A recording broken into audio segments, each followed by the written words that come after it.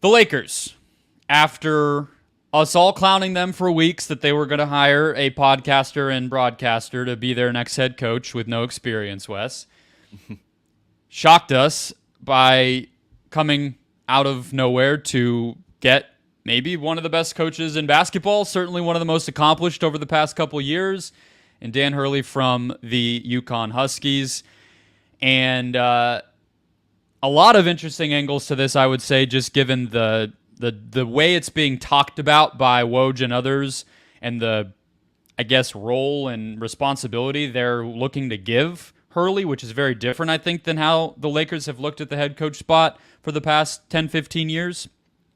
But also, of course, what that means for how they build out this roster and everything else. So what stands out to you? What's the next kind of domino you're watching for now that the Lakers have finished up the longest coaching search I can remember for a good team? There's kind of two angles that are really interesting to me on this. It's the process of how this all happened for the Lakers and whether or not Hurley is the right coach for the job. So we can kind of start on either. Maybe it's best to start with how the process played out before we get to what the results are. Basically, do you believe their BS? Is that your question? I am so confused. Yeah. I am flabbergasted by this entire situation. So basically, they interviewed Borrego and JJ Redick, decided that they wanted to go with JJ Redick, maybe also bring Borrego onto JJ Redick's staff, hopefully, with some other big name assistants. They were moving down the path with JJ Redick, according to all this reporting. Everybody was clowning them about hiring a podcaster to be their head coach. And we get this Shams report from the and an athletic report overall about how they view him as a Pat Riley type of guy, and he's all these things, and they're zeroing in on him, and it felt like it was just a matter of time. And then less than 24 hours later, Adrian Wojnarowski goes on ESPN and says, "Hold up, new coach entered the chat. We've got Dan Hurley.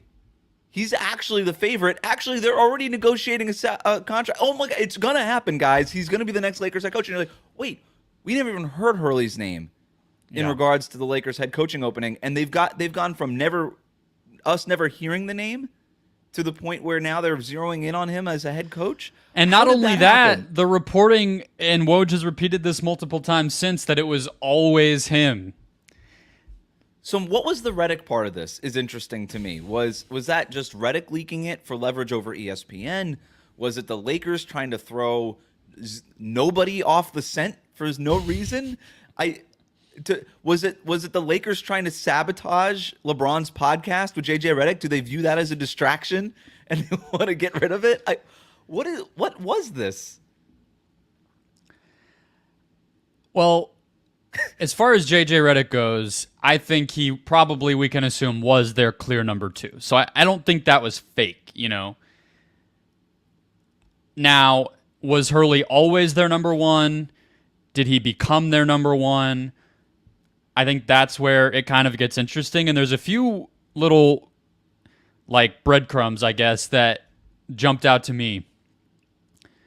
One is this idea that was out there in some of the reporting that Anthony Davis preferred Borrego. Mm-hmm.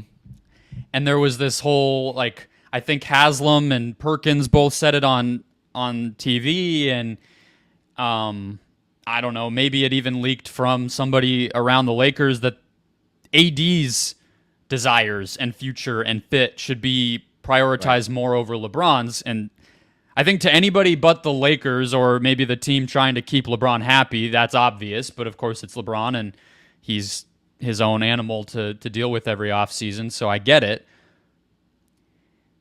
Maybe that led to somewhat of a pivot. I don't know. The other part would be this little chuckle fest that JJ and LeBron had on an episode of the podcast, not this one that came out this week, but 2 weeks before that, where they kind of giggled to themselves about a distraction or some kind of noise, and it was very obvious they were talking about the rumors that Redick would become the head coach of the team. So that obviously kind of legitimizes that, of course, it wasn't fake, but that they both were taking it seriously enough that they would publicize it and not, And so I guess I come down to two things. One is, can I add one more nugget? Yeah.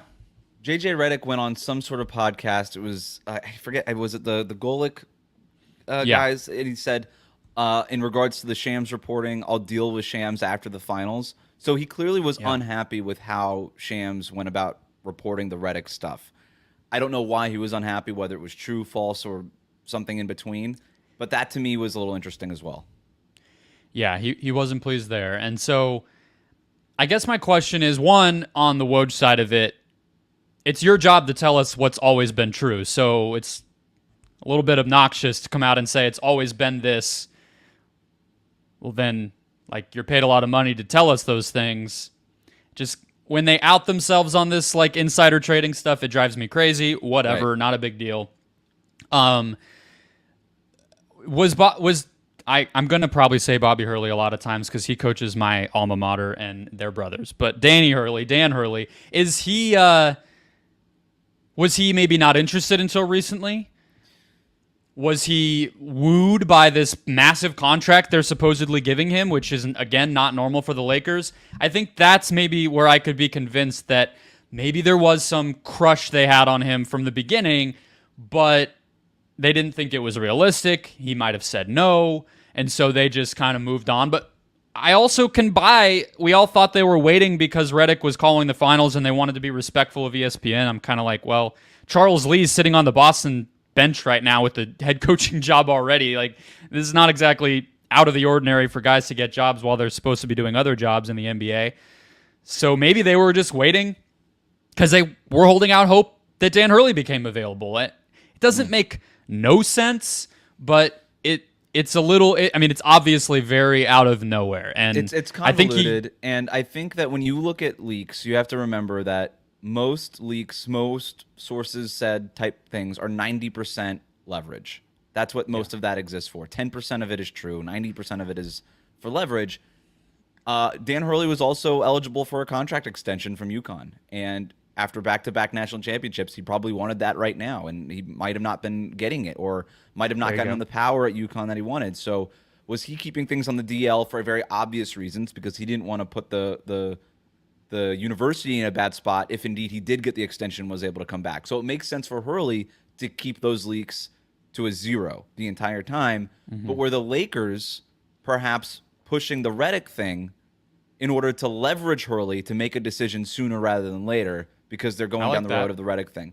That's sort of where I land on this, but it is sort of, the whole process of it is a little interesting also, because everybody was clowning the Lakers for the Redick hire, and then kind of all around the board universally praised the Hurley hire as an idea as a head coach. So I do think some of this too is the Lakers just throwing this out there through the media and saying, do you guys think this is a good idea? Do you guys think this is a good idea? Which, for the record, is not a good way to hire a head coach, but is the way the Lakers go about hiring head coaches. They also, I guess, tend to look at LeBron James's social media to put together their candidate pool. Oh, you're on a podcast with JJ Redick? He seems smart at basketball. Let's make him our favorite as a head coaching candidate. You once tweeted about Hurley a couple of years ago that he runs a good offense. I mean, did you not learn from the Miami Heat drafting Shabazz Napier? You don't go by LeBron's social media to run your organization. Hurley might be an awesome coach, and I'm sure we're going to talk about that. But what troubles me about the Lakers, if I'm a Lakers fan, is the process by which they went about this. It doesn't make you feel good about the way they're running that organization. Okay, so let's talk about his fit, and I think the process is actually connected here, because if you remember 2018 when they hired Frank Vogel, there was this whole thing about their reticence to give long-term contracts, and the Lakers have kind of become known for cheaping out on head coach contracts. There's this idea that they go after stars, and yes, they got Phil Jackson 20 years ago and then 25 and then brought him back 10 years after that, but other than that, they haven't really. Now they are, and all this language around building a program and, creating this brand of basketball and this what it means to be a Laker type of thing. Of course, that's what you would say if you're hiring a college coach. That's kind of the point. But it's very different than what they've looked at before. And it's also a little bit unique to hear for a team that is very much in win-now mode. So that interests me. And then so does the offensive philosophy you were hitting on. That obviously LeBron is praised both in on Twitter, but also, in that podcast that he does with Redick. It's very egalitarian. It's very complex. It doesn't feel like something LeBron would naturally fit into, so I think there will be some give and take. That said, to bring it back to Anthony Davis, the building a program idea, the egalitarian offense idea, those both make perfect sense for Anthony Davis. So I'm not going down so far as to say, what does this mean for if LeBron will stay or go? Because I think he's probably already decided that regardless of what happens with the head coaching search. But I will just say, I like the idea of it, and I think Anthony Davis is a really great player that shouldn't get lost in all this. So that was kind of my main takeaway, is just, if they're going to give him control here and they're going to allow him to install an offense and build this thing a different way than they have, especially as LeBron eventually retires, whether he signs here again or not, I think the Anthony Davis side of it could really benefit. Sure. And whatever other young players that they have or whatever players they trade for this offseason, I don't have a problem with the idea. Look, I think more teams should approach it saying we want a long-term head coach to establish a culture. We don't want to be plugging in a new head coach every few years. That's just not a way to do things. You look at the most successful organizations in NBA history. They have cultures. They have a way of doing business, and they have head coaches in place for a very long time. Although LeBron James has not needed that to be one of the most successful players in NBA history, it is a good thing for the Lakers to think about the post-LeBron future, because he's probably only got another couple of years left in the NBA. So I get all of it. It is a little high risk. I think Hurley's an awesome coach. He's shown throughout college to be very adaptable, right? He used to run a very pick-and-roll heavy offense. He changed it in his most recent stop to be more of a egalitarian, like you said, move the ball, spacing, all that kind of stuff. I think he'll adapt to the personnel. I don't think he's sort of I don't think he has a dogma in terms of I want to play this way and I only want to play this way. He's been wildly successful at the college level. He has zero NBA head coaching experience, and I don't. And he's only 51 or something, right? So I think he's 51. So that's not this, and it's not Tom Izzo coming to coach the Cavs once upon a time when LeBron was asking for that. It's, he's a fairly young guy and a fairly young coach, even though he's modern thinking. He's forward thinking, like I said, adaptable, and these are all things that you want to look for if you're going to pull somebody up from the college ranks to the NBA ranks. But the numbers that are being reported or kind of hinted at right now in terms of like what Steve Kerr, Greg Popovich, Eric Spoelstra got, long-term, lots of money. That's very risky for a guy who's never... You'd like to at least get a little bit of proof of concept at the NBA level before you start handing out a contract rivaling some of the greatest coaches we've ever seen in the league, right? Because there's a big difference between being a successful coach and one of the greatest ever, which is what these contracts are getting. That said, that's probably the only way you're able to pull him away from UConn. So I think it. That's just the price of hiring a coach right now. If you're hiring a coach with pedigree, it's probably hard to say we're not going to pay you that much. Like Lou just got an extension, Spo got his extension, Mike Budenholzer came to Phoenix, he's making 8 figures. I mean, I know Dan Hurley's not on the level, but I mean, is he that far off from Mike Budenholzer? I know Bud won a championship, we don't know. But if you're great and you have the leverage like he does, I don't know if they were going to get to go lower than that, Probably not. Like, if they could have gone lower, they probably would have, right? And so that's the whole idea here. So I get all this. I think it'll be a fine hire. I think their heart is in the right place in terms of wanting to build a program. This is the Lakers, who over the last 20 years have had 10 different head coaches. They cycle through a new head coach on average every 2 years. That's not good. You want to find something. Maybe you pay him so much money that you're forced to keep him there. That could be a good thing for the Lakers, sort of being forced to stick with something and not be so impulsive when it comes to their head coaches. So we'll see. We'll see if nobody knows if he's going to do a good job. If he indeed is the head coach for the Lakers, I think there's a lot of reasons for Lakers fans to be excited about it, and maybe they could finally get out of their own way because they box themselves into a corner with this contract. But we'll see what happens. All right, offseason wise, yep. LeBron James option and next contract is, of course, the far and away the biggest thing in their pathway here. The contract could be, there's a few different versions of it, but he's going to get a raise. I think we would imagine he will opt out. The question just becomes, okay, so 3 years, $162 million, is if he opts out, kind of the biggest, most extensive contract he could sign. He could do 2 years, $104 million.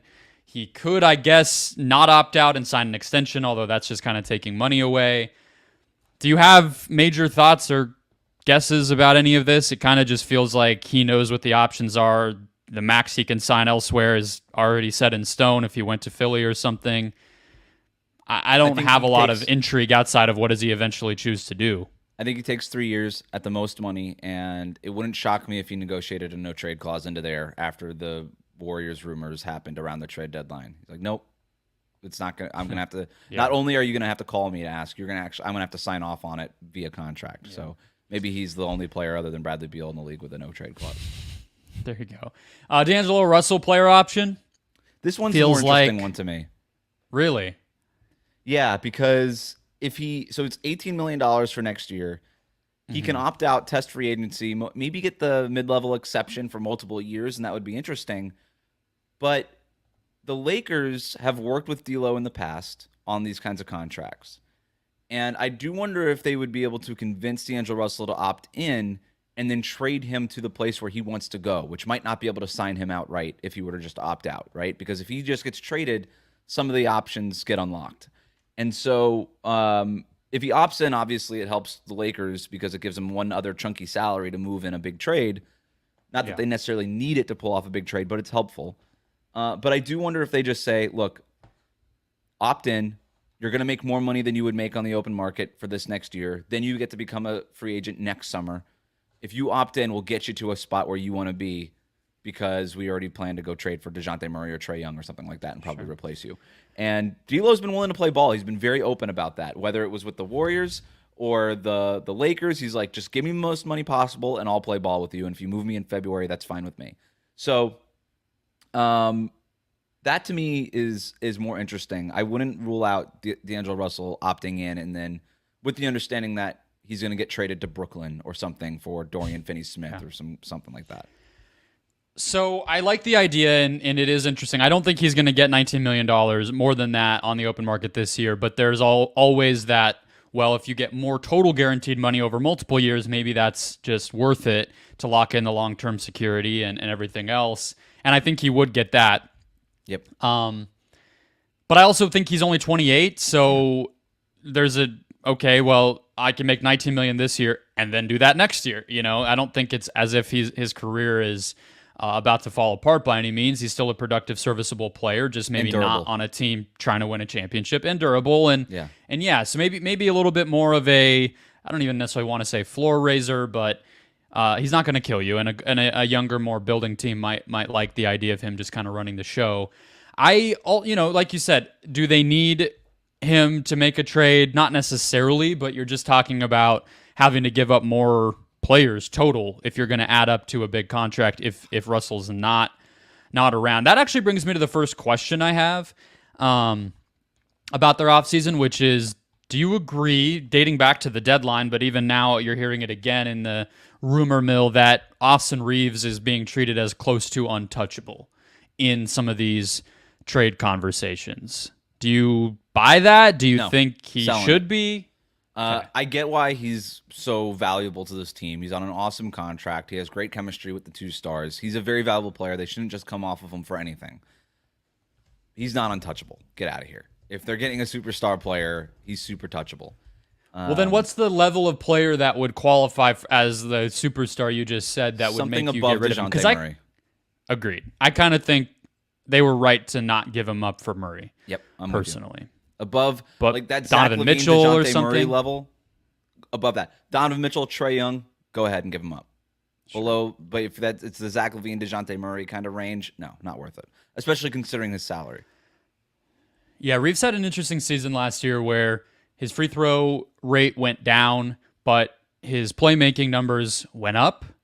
I think we're just kind of finding out what he is. He's 25. He's probably, in the new NBA officiating world, maybe not going to just be this guy that can get to the line 10 times in a game, but maybe he is a little bit more serviceable as a primary ball handler than we might have thought. So that's fine. He's good, but, also the guy that in his first go-round in 2023 in the postseason was guarding John Morant in the playoffs.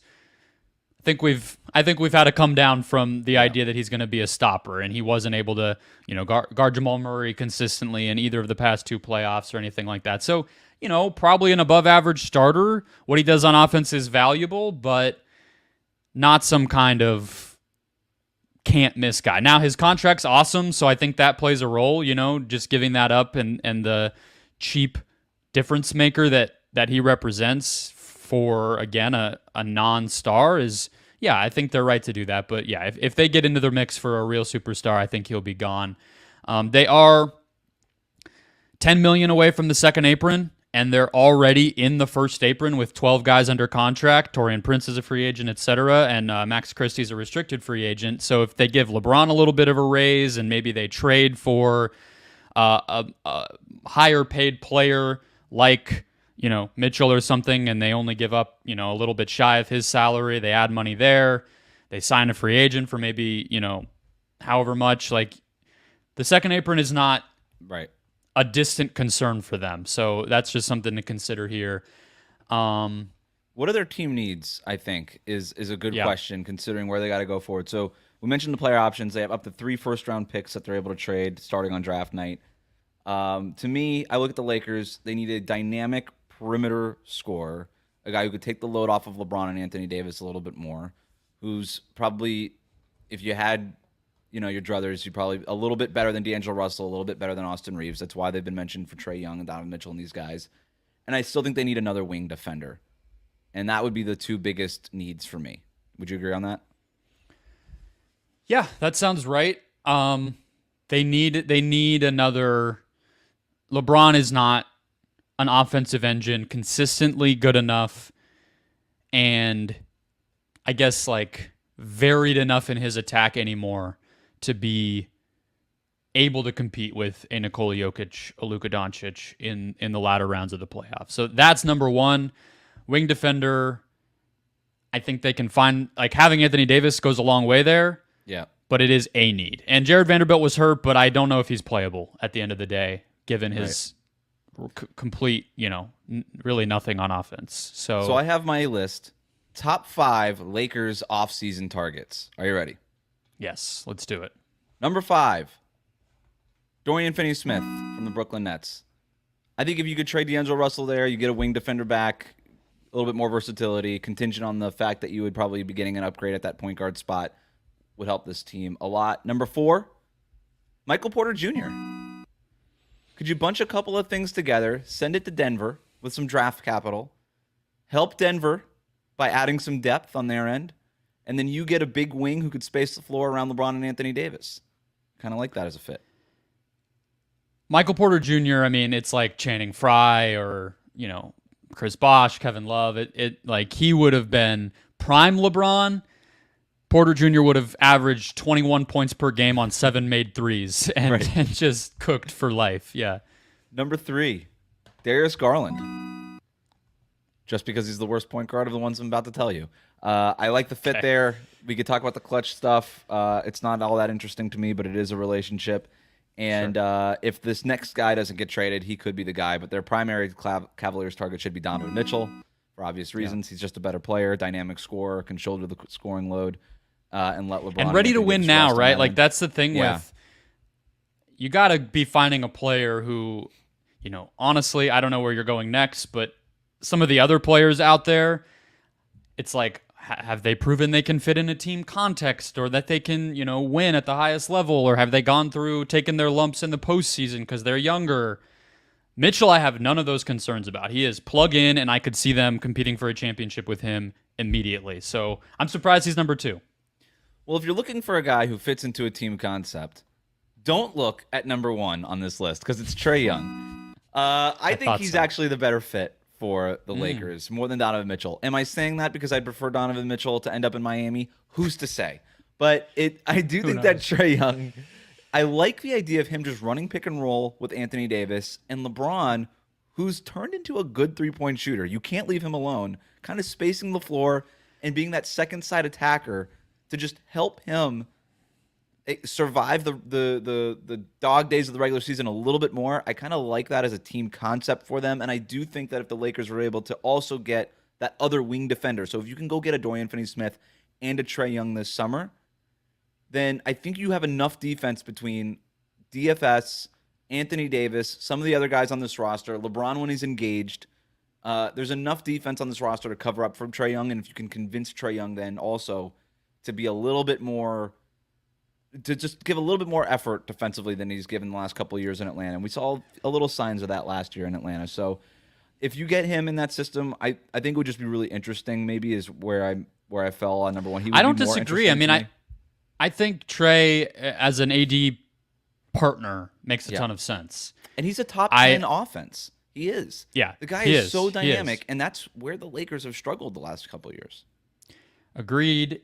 You know, the idea of like when LeBron leaves the court, what happens, I worry a lot less about. I also think Trae and LeBron as a pick and roll tandem has some intrigue on with both guys handling it. You mentioned LeBron is a good three-point shooter and second-side attacker. He's also an amazing cutter. He can kind of catch the ball in the short roll. I mean, he played center 3 years ago for that one season. Like he pretty much has proven you put him anywhere. Is he comfortable is a question, but he can do all the different things, and I think it would benefit them to have to put less on him. So Trae is probably the guy that can shoulder more of that load and everything else, whereas Donovan, I guess it's maybe unfair to say that about him, but I guess he doesn't lift all ships quite as much as maybe Trae does. That's kind of the difference there. Donovan is sort of like that's sort of your team, that's sort of your offense now. Trae is maybe like I don't understand fully this idea of Trae being selfish. I know there's always the rumors about guys not liking to play with him, but we don't say that about Luka, and they play pretty similarly, you know? It's Trae Young just odd. takes more weird shots that make you cringe early in the clock, and I think from an aesthetic point, it's cringeworthy, right? It's just a little. But if he's not going to do that somewhere, it's going to be playing with LeBron, and I think that it would also be beneficial for him to play in that context. So, yep, that's my top 5.